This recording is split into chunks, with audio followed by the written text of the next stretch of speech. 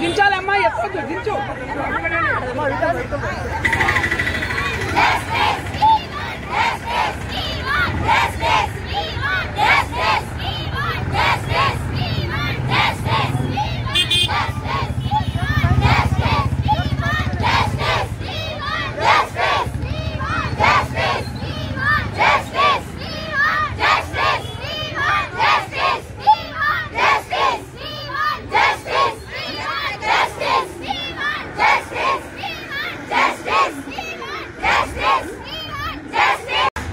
ఎవరైనా ఇంట్లో వాళ్ళు ఎవరైనా పంపించేటప్పుడు హాస్పిటల్కి వెళ్తున్నారు, సేఫ్గా ఉంటారు అన్న ఒక నమ్మకంతో పంపిస్తారు ఒక అమ్మాయిని.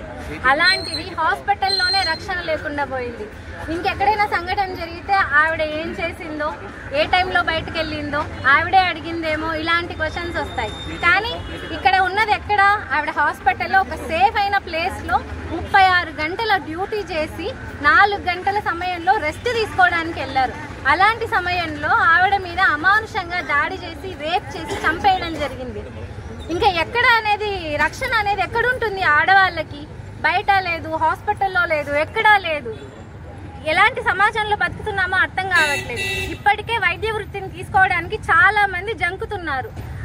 సెటిల్మెంట్ లేట్ అవుతుంది, ఫ్యామిలీకి దూరంగా ఉంటున్నాము, అలాంటి అన్ని ఇష్యూస్ ఫేస్ చేస్తూ కూడా ప్రజలకు సేవ చేయడానికి ముందుకొచ్చి చేస్తున్న వైద్యులపైన ఇలాంటి దాడులు అమానుషం. అసలు ఇలాంటివి జరగకూడదు ఫ్యూచర్లో. ఇవన్నీ ఆపాలి అని అంటే ప్రభుత్వం దీనిపైన స్పందించి కఠినంగా ఇలాంటి చర్యలు జరగకుండా కఠిన చర్యలు తీసుకోవాల్సి ఉంటుంది.